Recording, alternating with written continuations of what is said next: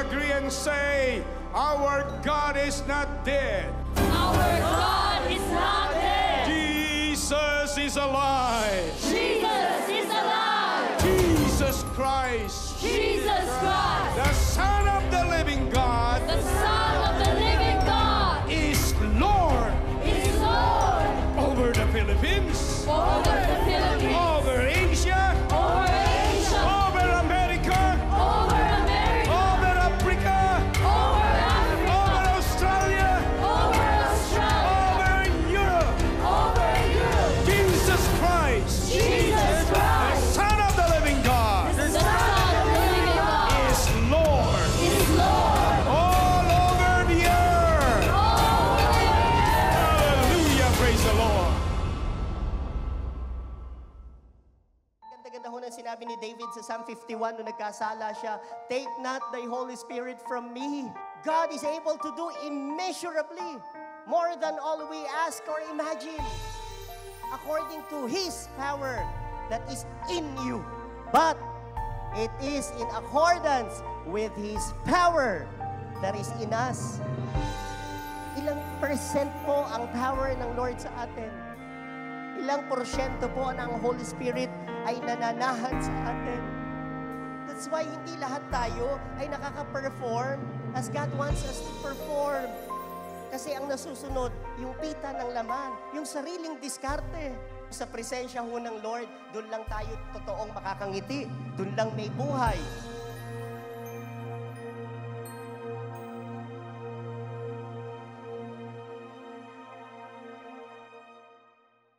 Psalm 16:11 muna po tayo, King James Version. Thou wilt show me the path of life. In thy presence is fullness of joy. And at thy right hand there are pleasures forevermore. Ito po ay salmo ni Haring David, Psalm 16:11. Sa ibang version po, in thy presence there is fullness of joy. And at your right hand are pleasures forevermore. Yun hong salitang fullness. Everybody say fullness. Nako, napakatindi ho ng kahulugan pag kinuha sa orihinal na salita sa Hebrew. Ang ibig sabihin pala ay maximum satisfaction and joy without limits or restriction. Sabihin nyo nga po, joy without limits. Napakaganda naman. Only in His presence, meron hong joy without limits. Joy without restriction. Maximum satisfaction. I want that. Everybody wants that. Ang lahat ho ng tao, ginagawa ang lahat. Kaya sobra ho ang ginagastos ng mga tao ho, mga nasa film industry, sa mga films na pwedeng magbigay ng kagalakan, panandalian. O kaya mga cosmetics po para ika nga ang mga tao daw ay masiyahan.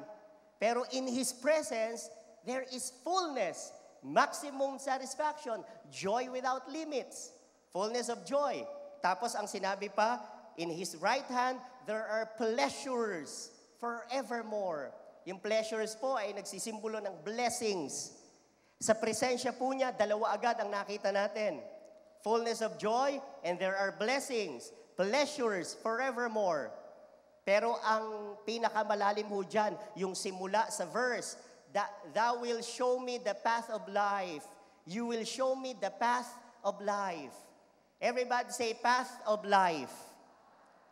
Buhay. In His presence po, there is life.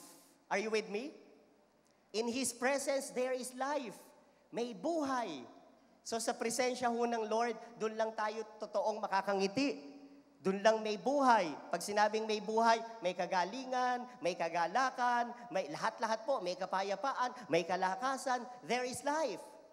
May buhay na may fullness of joy, and there are pleasures forevermore. Napakaganda hong panimula. Ang nais ko hong bahagi, ang title ay Impartation of the Anointing of the Holy Spirit. At sasagutin lang ho natin ang mga tanong na what, who, why, and how of the Holy Spirit. Umpisahan ho natin sa kaunawaan at maya-maya po, kasama po natin ang mga masisipag, mga anointed, mga idolo ko po iyan sa paglilingkod. Ibig sabihin, mga hinahangaan. na pastors po ng Region 1 ng Bulacan para tayo po ay pagpalain, gagamitin po sila ng Lord upang ang bawat isa po sa atin ay i-anoint. Okay, the what, who, why, and how of the Holy Spirit. Pisahan na po natin. Number 1, the what of anointing. Ano nga po ba ang anointing? Magsisimula ho sa kaunawaan. What is anointing? Umpisahan ko po sa 1 Samuel 16:13. Dahan-dahanin ho natin dyan. So Samuel took the horn of oil and anointed him, David po, in the presence of his brothers. Then ano ho naganap? And the Spirit of the Lord came upon David in power. Tingnan ho ninyo, nauulitin yan. From that day on, the Spirit of the Lord came upon David in power. Yun hong came upon David in power, 2 beses na nabanggit sa isang verse.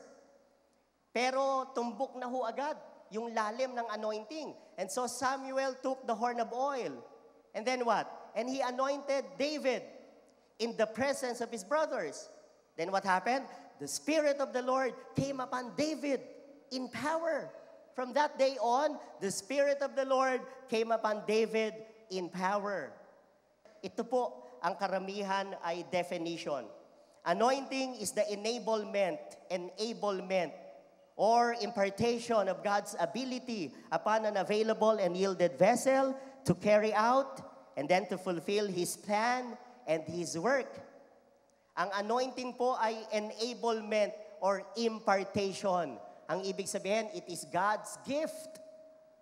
Enablement, impartation. Kumbaga ho, kung ito ang anointing, yung Bible ko ho, ay ibinibigay.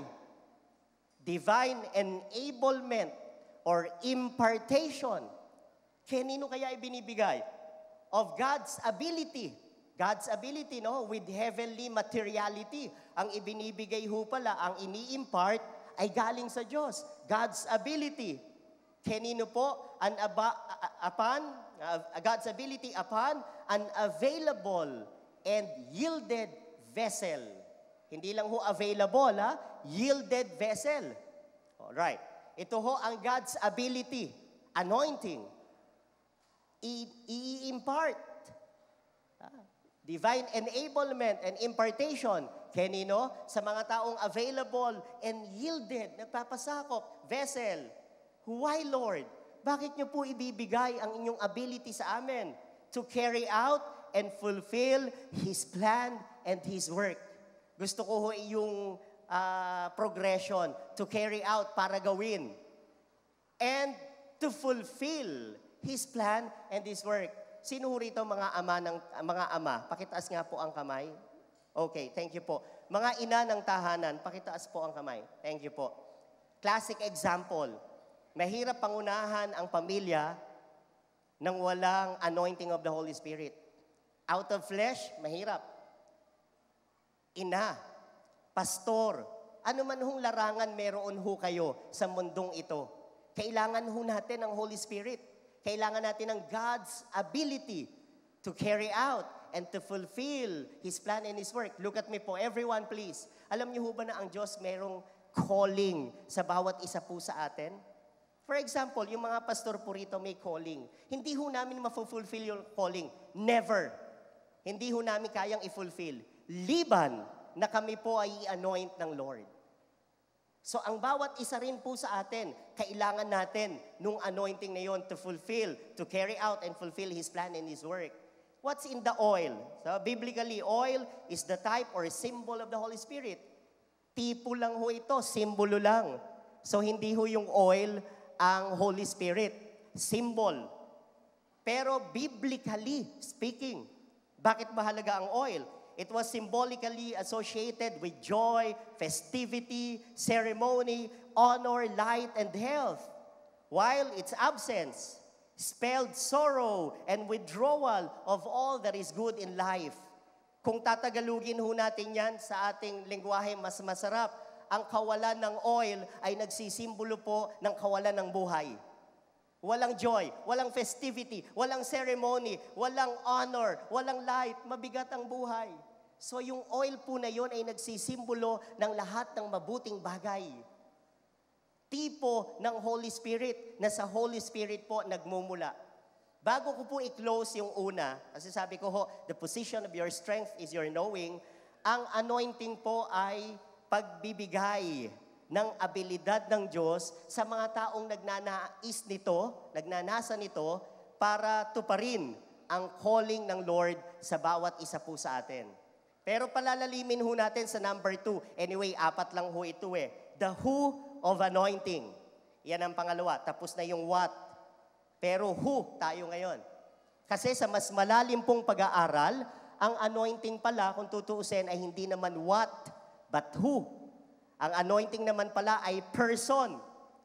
Tingnan po natin ang ilang mas malalalim na definition. Anointing is the power and influence of the Holy Spirit saturating and permeating a person. Power and influence. Ito ay ang kapangyarihan at ang impluensya ng Holy Spirit. Everybody, please look at me. Pag sinabi ho, anointed siya. Ang ibig sabihin pala nun, siya ay may impluensya at kapangyarihan ng Holy Spirit. Pangalawa ho, anointing is a real and larger coming of the life of God into the person. Ito na ang pinakamatindi. Anointing is not just God's power. It is God's presence. God's life in you. Ibig sabihin, hindi lang pala ang kanyang ability, ang anointing, kundi siya mismo, ang Holy Spirit mismo po ay sasama sa atin. Ito ho'y nagko-confirm sa mga sinabi sa 1 Corinthians 6:19, know ye not, you are the temple of the Holy Spirit? Saan ho nakatira ang Holy Spirit? Sa ating puso, sa ating buhay. So ang anointing po ay nagsisimbolo ng pagsama ng Holy Spirit sa atin. Pero bibilisan ko ho ito, sino ba ang Holy Spirit? Para malaman ho natin sino ang anointing. Who He is matters more than what He does. Mas mahalaga po kung sino ang persona niya kumpara sa ano ang kaya niyang gawin. So umpisahan ho natin, He is not, by J. Conrad Hole. He is not a white bird, a cloud, a wind, or euphoria that surrounds the throne of God. Ibig sabihin, hindi siya ecstasy lang. Enjoy. Yung iba naman ho, ang akala, uy, na-anoint ako. Kaya ho na-anoint dahil masayang-masaya siya. Hindi lang iyon ang Holy Spirit.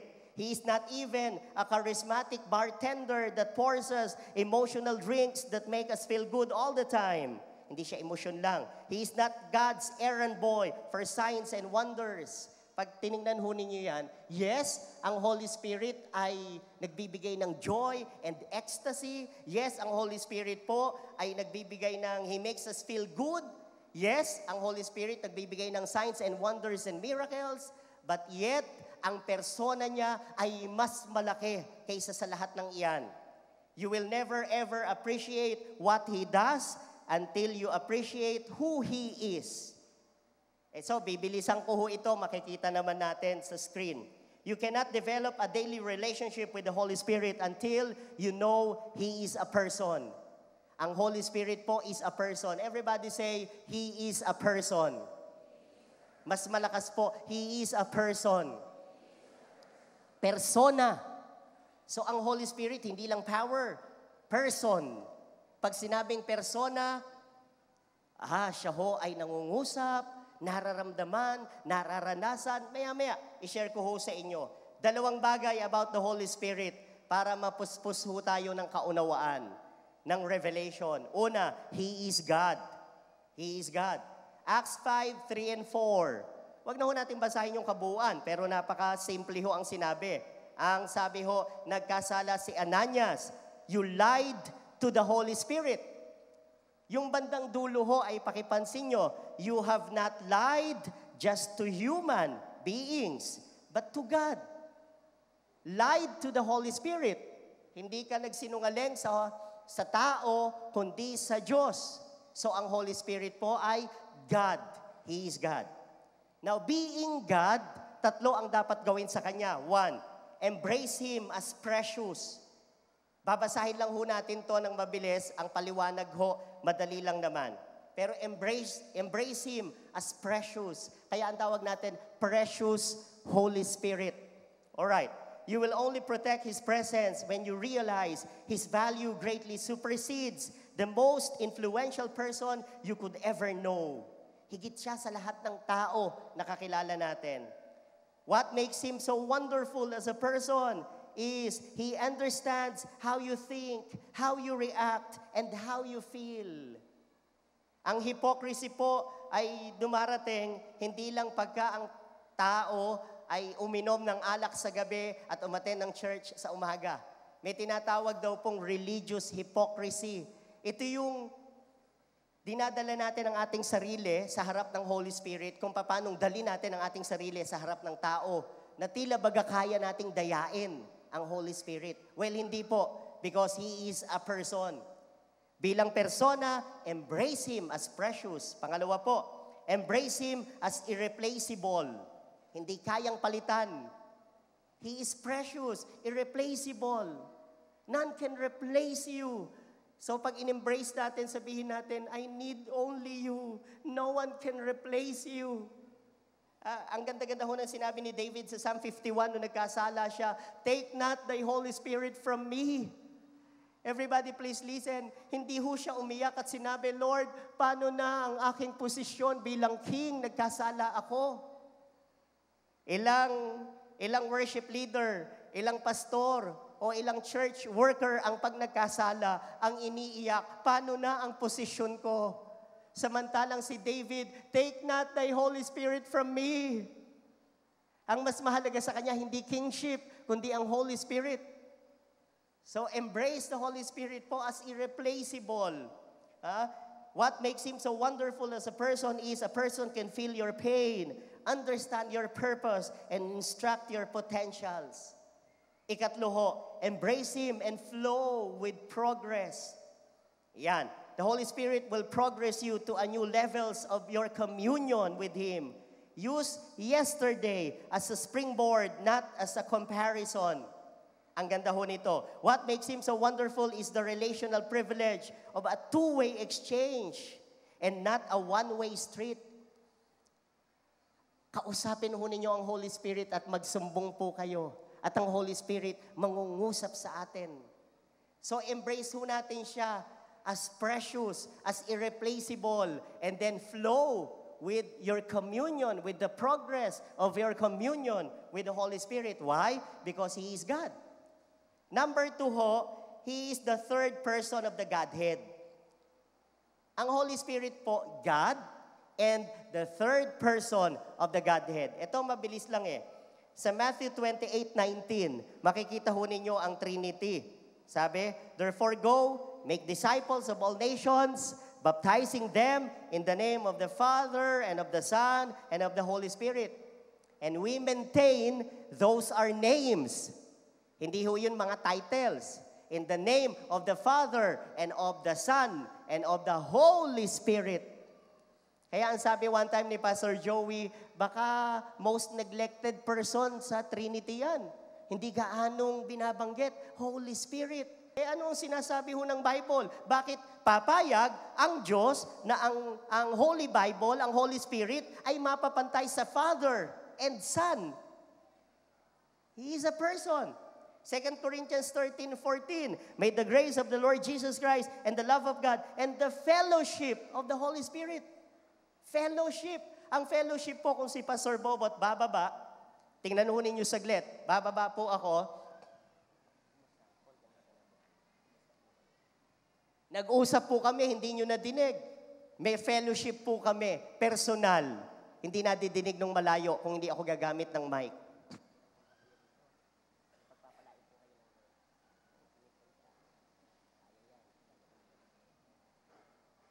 Holy Spirit, fellowship.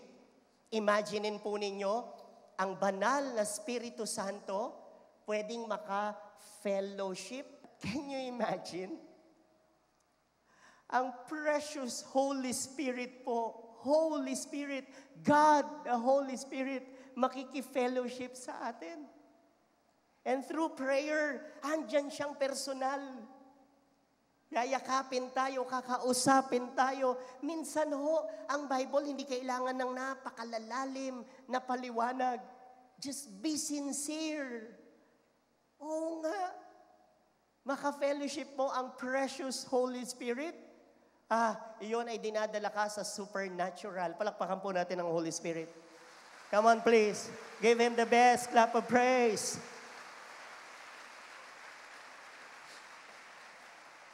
Para patunayan na siya ang third person, He has a mind. May isip. Romans 8:27, He searches our hearts, knows the mind of the Spirit. The Holy Spirit intercedes for God's people. At talagang persona. Third person, He has a will. No? John 16:12-15. He will guide you into all truth. He will speak only what He hears. He will tell you what is yet to come. He will glorify me. Ang sabi po. So ang Holy Spirit po ay kitang-kita dyan, may will. 1 Corinthians 12:11, all these are the work of one and the same Spirit. And He distributes them to each one, just as He determines. He has emotions. Persona ho eh. Ephesians 4:30, and do not grieve the Holy Spirit of God. Grieve not. We can grieve the Holy Spirit.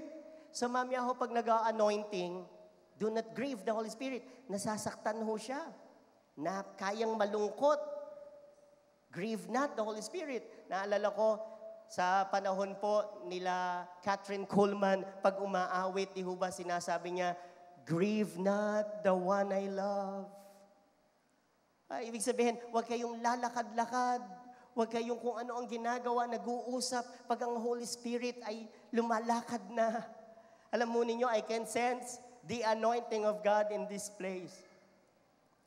May mga workers po tayo na nag-pray sa stage na ito, sa lugar na ito. Holy Spirit is here.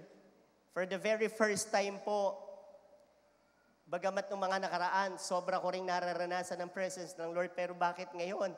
Damang-dama ko po na ang dami-dami ho niyang gustong ipakitang supernatural sa ating kalagitnaan. Gusto ho niyang ipakitang siya is strong and He is powerful and He is mighty and He is a miracle-working God. Huwag ho natin payagang hindi ibigay ng Holy Spirit yan. God is good. Hebrews 10:29 ang sinabi, and who has insulted yung dulo, the Spirit of grace. Kaya ho palang insultuhin. So, tapos na ho natin yung dalawa. The what, ang anointing ay power of God to carry out and to fulfill His plan and His work. We need the anointing of God. Anointing to preach, anointing to heal, lahat ho yun. Pero pangalawa, the who of anointing, ang sentro ng anointing ay ang Holy Spirit, the precious person of the Holy Spirit. Pero hindi ho tayo magtatapos doon. The why of anointing. Why is there a need for the anointing of the Holy Spirit? Bakit? Ngayong naintindihan ho natin na ang Holy Spirit ay ang anointing ay God's ability, pero the who, ang anointing pala ay ang person ng Holy Spirit. Bakit kailangan natin ng anointing at ng Holy Spirit? Bigyan ko ho kayo ng tatlo. Una, anointing guides us into all truth. Ginaguide tayo into all truth. But when He, sabay-sabay nga po, 1, 2, 3, go. But when He, the Spirit of truth, comes, He will guide you into all the truth. He will not speak on His own. He will speak only what He hears, and He will tell you what is yet to come.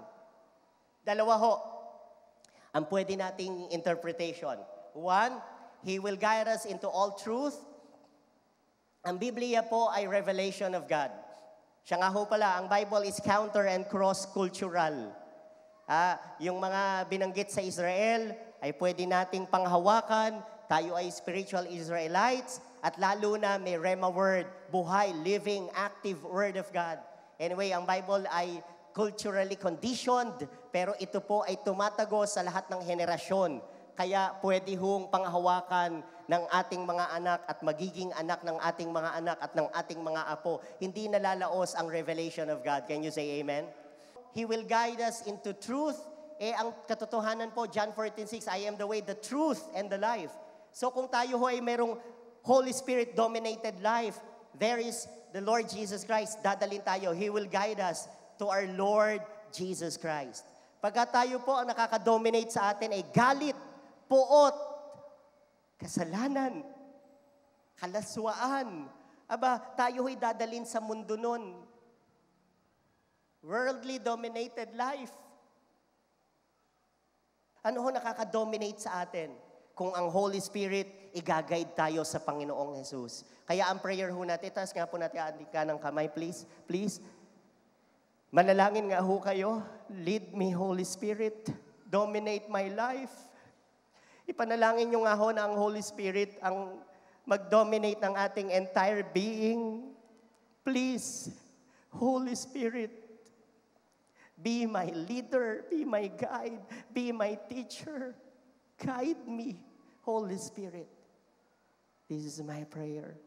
In Jesus' name, amen and amen and amen. Isa pa po, anointing gives power. Acts 1:8, napakadala sabihin po ni Brother Eddie. But you will receive power when the Holy Spirit comes on you. And then, fulfill His plan and His work. You will be my witnesses in Jerusalem, in Judea, in Samaria, and to the ends of the earth. Kaya 1 John 4:4, greater is He who is in us than he who is in the world. Resist the devil and the devil will flee from you. Napakarami yung verses na tayo inuutosang makibaka, fight sa mga kalaban ng Panginoon. He gives us power. Last, anointing brings life.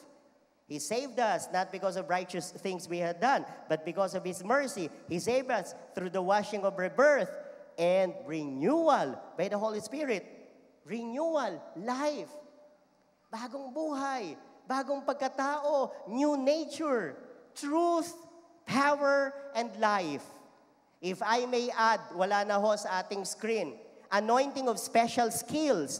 Exodus 31, 1-6. Si Bezalel and Aholiab nagkaroon ng wisdom and intelligence and skills in all kinds of crafts. Bigla na lang ho silang gumaling. Anointing of special ability to govern and lead. Numbers 11, kabuuan. Si Moses and 70 elders, anointing to lead. Kaya ho, pag hindi inanoint, si David po, bago maging hari ng entire Israel, inanoint. Napakaganda. And then, anointing of special wisdom. Classic example po si Joshua. Deuteronomy 34:9. Karoon siya ng special wisdom. Anointing of special courage. Si David naman po yan. Anointing of power to work miracles. 2 Kings. Kung babasahin yung kabuuan. Si Elijah tsaka si Elisha. Grabing mga miracles. Kaya ang Lord po natin ay miracle working God. Pagka ho kayo ay may sakit at karamdaman, lalo na yung mabibigat na sakit, ang doktor po, ipag-pray natin, sila ay extension of the healing ministry of the Lord Jesus Christ. Kung paano ang mga lawyers ay extension ng justice ng Diyos.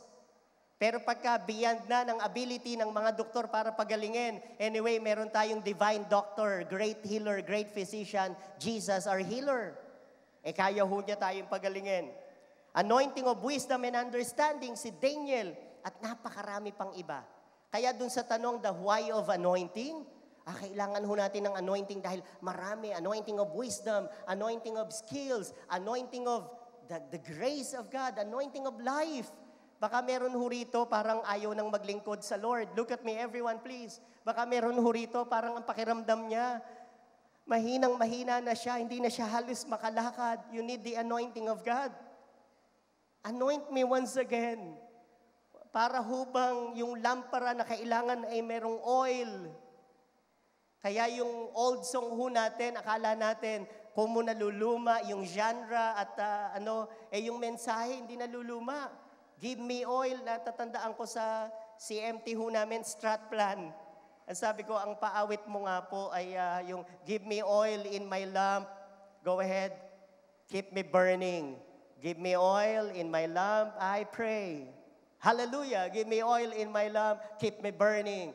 Keep me burning till the break of day.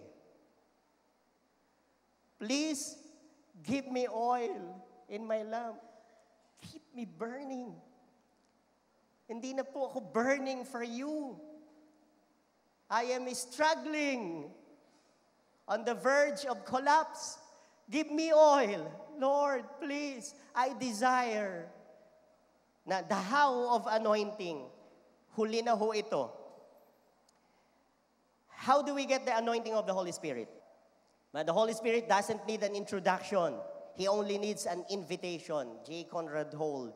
Invite the Holy Spirit. Invite. Invite. Hindi ho niya kinakailangan ng introduction na pinapalabok pa. Hindi ho siya parang tao na mahalaga yung introduction. Minsan nga ho nakakahiya pa, ang haba-haba ng sinabi. Ang Holy Spirit kailangan invitation. Invite the Holy Spirit. Invite the Holy Spirit. At tingnan ho ninyo, He only needs an invitation. He doesn't come because He is needed. He comes because He is wanted. You are so much wanted in this place. So much desired. Dalawa ho na bagay. Paano ho talaga tayo? Look at me everyone. Gusto ho talaga ninyo ng Holy Spirit. Naintindihan ho natin ang yung una ho, the what. Naintindihan natin, God's ability, power. The who, Holy Spirit. And the why, napakarami hong benepisyo. Now the how, dalawa lang po. Dalawa lang po. Una po, surrender all. He will only influence the areas of your life that you have made accessible. Sino sa inyo ang nakabasa ng istorya ni Cornelius sa Acts 10? Napakatindi. Si Cornelius po, he was so hungry for God. Si Peter, hindi pa tapos ang kanyang preaching, na-baptize ng Holy Spirit ang napakaraming tao. Yung hungry level. Ako ho, siguro yung mga pastors po, Pastor Nick, Pastor Toto, Pastor Morris, Pastor Manny, lahat ho sila kayang magpatotoo, pare-parehas ho kami. Nag-a-anoint ho kami. Yung iba ho, lalapit pa lang kami, yes, yes, Holy Spirit, Holy Spirit. Pag pinahiran ho namin, na-i-slain, nakakakita ng ang daming nagaganap. Pero meron ho tayong na-anoint na kaganto ho eh. Oh.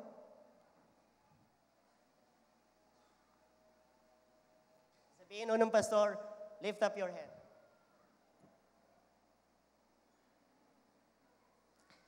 Kung pwede lang hong tanungin, what is it that you want? Ano ba ang gusto po ninyo?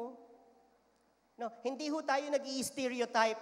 Please, don't get me wrong. Hindi ho stereotyping na panlabas. But tell me, meron ho bang nagalit dito sa anak na ganito kayong magalit? Anak, galit na galit ako sa iyo ngayon talaga. Alam mo, gusto kitang sabunutan. Tsaka alam mo, malapit na akong masagad sa iyo. Sige, konti pa anak ha. Wala akong ganun. Talagang pag nagalit ho kayo, isa pa! Sige! Subukan mo! Talagang galit. Wala naman hong natuwa sa inyo ng, anak, taas ng grade mo, tuwan-tuwa ako sa iyo Naku, napakabait mo. Kapag natuwa naman, anak, halika nga rito. Napakasaya. Ang Holy Spirit ho ba? Persona siya. Pwede nating lokohin. Please, please. If you really want His anointing. Kanina ho, nasa gilid ako. Ang sabi ko sa lahat ng leaders, ipag-pray to, nakikita ko ho sila eh. Halos lahat luhaan pag iniwan ng stage. Nagpe-pray. Ako nag-pray ho ako sa gilid. Kahapon, lahat ng workers, hindi ho ako nahiya. Alam kong pagod sila sa maghapon. Pero, nagpailalim ho kami sa presence ng Lord. Sabi ko, nakakahiya, mga kapatid. Kung tayo po na workers, nagmi-meeting tayo for the anointing, walang ka-fire. Kakahiya. So, iba ho, surrender your all. Ito, ako, tinatawagan ko ho kayo lahat. 2016 po, hindi birong taon. Yes, this is a year of victory and exaltation. Pero bago magkaroon ng victory, meron ho bang victory walang galing sa laban? Meron ho bang, victorious ako bilang boxer. Sino na knock-out mo? Ay, wala pa akong laban.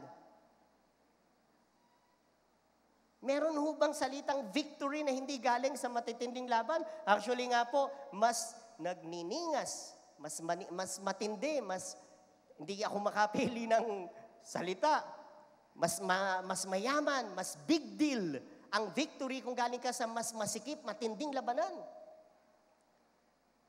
Mas mabigat.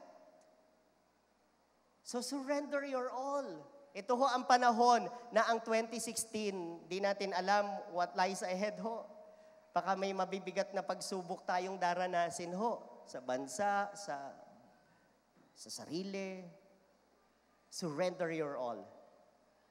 Last, and I end, don't be afraid of more. Anything that He shows you is proof. He believes it's attainable. Don't be afraid. Don't be afraid of more. Yung iba ho, pagka merong nagtatangs, hallelujah, kuro po siya, yes Lord, yes Lord. Yung iba, natatakot o kaya nanunood. Ang arte naman tong si sister, oh. Hayaan ho natin na kung kayo'y gustong sumigaw at i-release ang nararamdaman, don't be afraid. Nasa church po tayo. Ito ho, atin ho ito. This is prayer garden. At i-release natin ang lahat-lahat sa Panginoon upang paglabas ho natin dito, you will never be the same again. Si Charles Finney po, grabe ang paniniwala niya sa kapangyarihan ng panalangin. Basahin ko ho. Sabi niya, pray most for the Holy Spirit of God. Ano daw ho ang dapat ipag-pray? Top of the list, Holy Spirit of God. Pray most for the Holy Spirit of God and wrestle most with God for His blessings. If you want the Holy Spirit of God, eto matindi, you must expect to feel great distress in view of the condition of the church and of the world. Sino rito pag madalas ng sobra nang nagpe-pray, nararamdaman niya ang kabigatan sa kondisyon ng church at ng mundo. Bakit ganyan ang church? Bakit ganyan ang mundo? Tapos ang sabi niya, it is only through such fervent, agonizing, wrestling prayer that we can break through in all these realms in God. Gusto nating maka-breakthrough sa lahat ng problemang nakikita natin sa kondisyon ng church at ng mundo. Ang kailangan daw, fervent, agonizing, wrestling prayer. Iyon, mga hindi takot yan. Hindi mga afraid of more. Breakthrough, Lord. Ang huli ko hong ibibigay ay Ephesians 3:20 as we end. Now to Him, to God, who is able to do immeasurably more than all we ask or imagine. Ang kaya ho niyang gawin higit sa kaya nating hilingin at isipin. Pero according to His power that is at work within me. God is able to do everything more than all we ask or think or imagine. But it is in accordance with His power that is in us. Ilang percent po ang power ng Lord sa atin? Ilang porsyento po na ang Holy Spirit ay nananahan sa atin? That's why hindi lahat tayo ay nakaka-perform as God wants us to perform. Kasi ang nasusunod, yung pita ng laman, yung sariling diskarte. Pero ang sabi, God is able to do immeasurably more than all we ask or imagine, according to His power that is in you. Lord, please, I want that. I want that, Lord. Nakakaiyak po kahapon ho, nakaupo ho ang mga KKBs and YM dito. Dito ho, nakaupo ho kami lahat. At ang sabi ko sa kanila, and I end, alam nyo ba mga kabataan, nung edad nyo ako, mas na-in love ako sa Lord ng lubusan at sa Holy Spirit bago ako manligaw kay ninumang babae.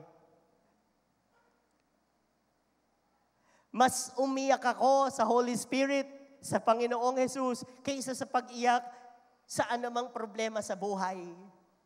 Nung edad nyo ako, hindi ako nangarap ng matindi agad na trabaho, ano pa man. Isa lang nasa isip ko, maging totoong Kristiyano at maglingkod sa Lord. Kaya yung yung KKBs po rito, tsaka YM, nakatingin lang sila sa akin. Yung edad nyo ako, doon ako unang kinausap ng Lord na maglingkod ako sa Kanya. Hindi nila alam, iniiyak ko hanggang ngayon yun, na huwag mawala yung fire, yung desire. I want more of you. I still need you. I want you. Pray for God's anointing. Anoint me again and again and again. Wala akong naging expert sa anointing. Wala po. Anoint me again. Anoint me today. Anoint me, Lord, every single day of my life. Yumuko nga po tayong lahat, please. Gusto ko lang ho na just feel the presence of the Holy Spirit in this place. Few minutes lamang po. Abang go ahead, patugtugin po natin si ano.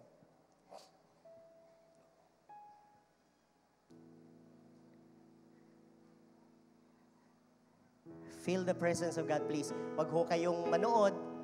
Just close your eyes and just feel the presence of God and His anointing in this place. Thank you, Jesus. Thank you, Lord.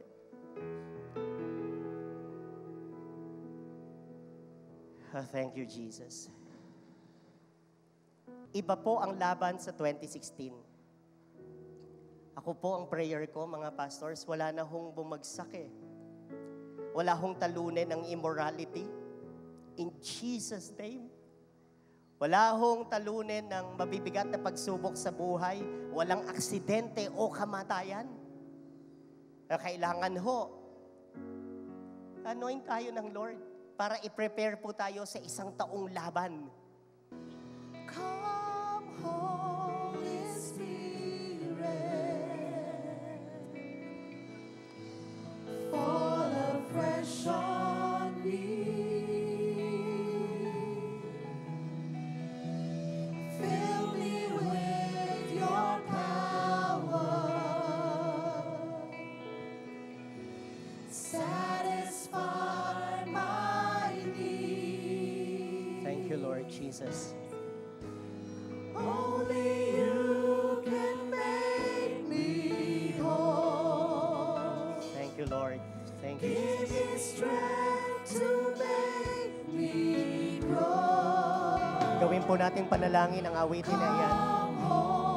We invite the Holy Spirit. Fall afresh on me. Fall afresh on me. Come, Holy Spirit. Come, Holy Spirit. Fall afresh on me.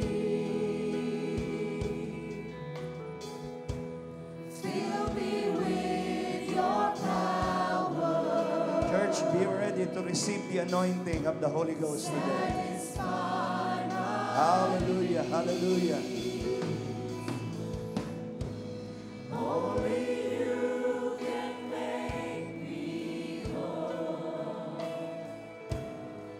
Hallelujah, hallelujah, hallelujah.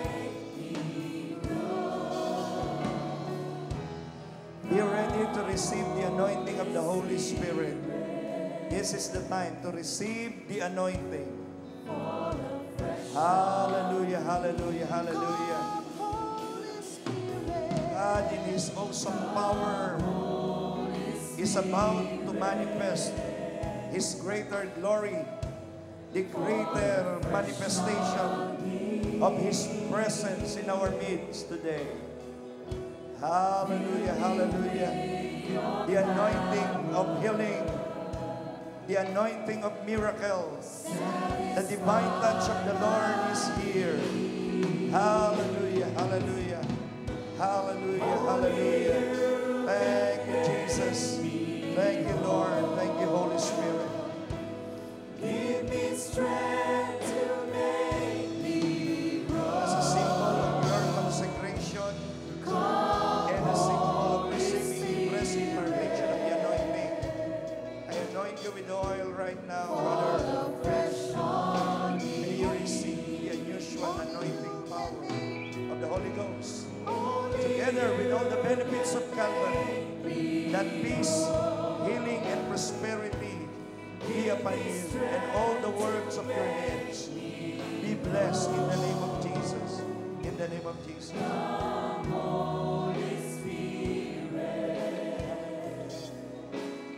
the name of Jesus, receive the fresh impartation of the anointing, together with all the benefits of Calvary, that peace, healing, and prosperity be upon you, and may all the works of your hands be blessed. In the name of Jesus. Brother, right now, feel the press in God's presence. I can sense that there is this strong anointing of the Lord blowing. In Jesus' name, whatever memory of the past that continue to haunt you down, today be strong in the Lord and in the power of His mind. Receive the fresh impartation of the anointing, together with all the benefits of Calvary, that peace, healing, and prosperity be upon you, and may all the work of your hands be blessed. Be blessed in the name of Jesus. The Lord is with you. Be strong in the Lord. Habang nagpapatuloy po ang anointing, tatawagan ko lang po ang may mga dalang babies, yung mga maliliit pa po. Siguro po yung months pa lang. Probably 11 months old pababa. Meron ho ba rito na may mga dalang ganon? Pwede ho bang magpunta ho rito sa stage? Nilit lang ho ako ng Holy Spirit na magkaroon ng dedication sa mga babies para sa 2016. Ang mga babies po na yan ay ibe-bless ng Lord. Hayaan mo, Panginoon, ang mga batang hindi tumanggap ng iyong anointing power of the Holy Spirit. Set them apart from others. At hayaan mo, Panginoon, ang mga batang ito ay magbigay ng karangalan sa kanilang pamilya at lahi, magkaroon ng ating karunungan at katalinuhan. At hayaan mo, Diyos, higit sa lahat, ang mga batang ito magbigay ng karangalan sa napakabanal mong pangalan. In the name of Jesus. In the name of Jesus. Binebless ko, Panginoon, ang mga batang ito, ang Diyos, sa umagang ito. In Jesus' name.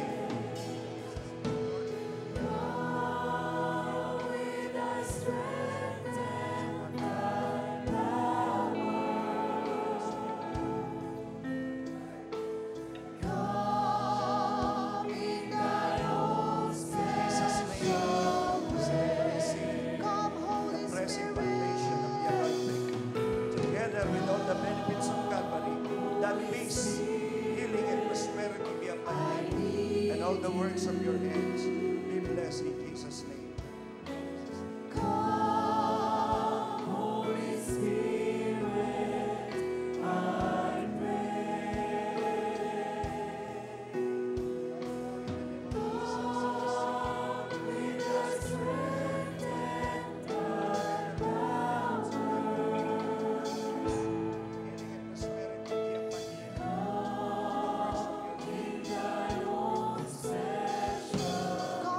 Holy Spirit, I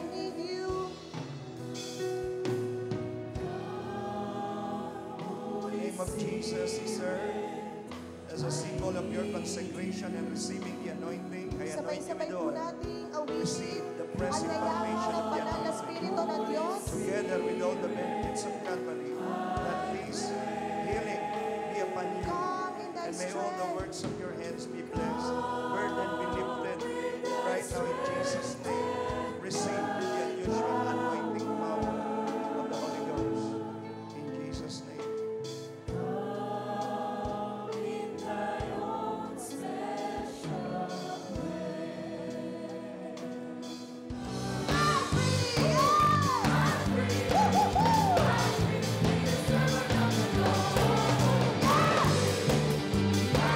I'm free!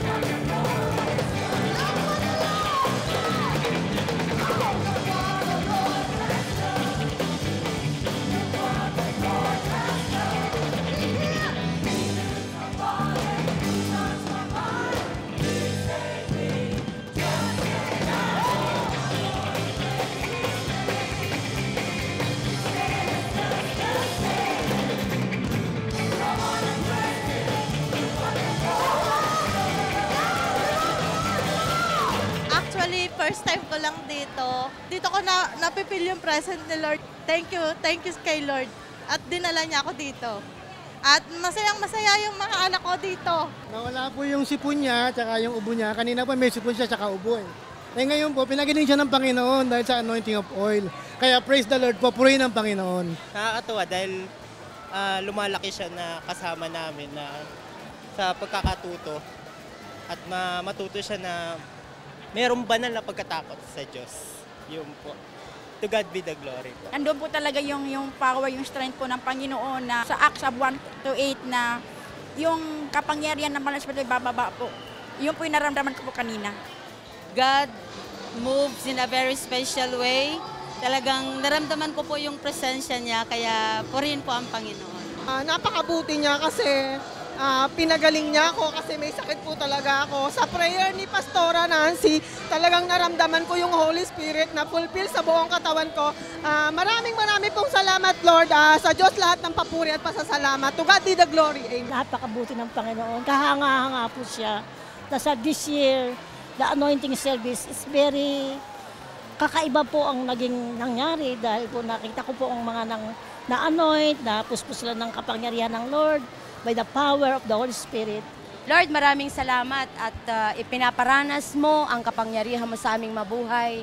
2 Timothy chapter 1:7, sapagkat hindi espiritu ng kadwagan ang binigay mo sa amin, kundi espiritu ng kapangyarihan, pag-ibig at pagpipigil sa sarili. Kaya Lord, thank you.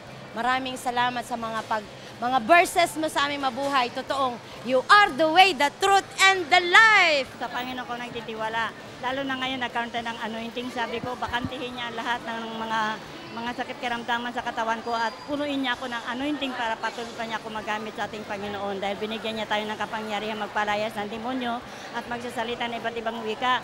Kahit ganito ang aking edad, handa pa ako magpagamit sa ating Panginoon hanggang sa pangalawang pagbabalik ng Diyos.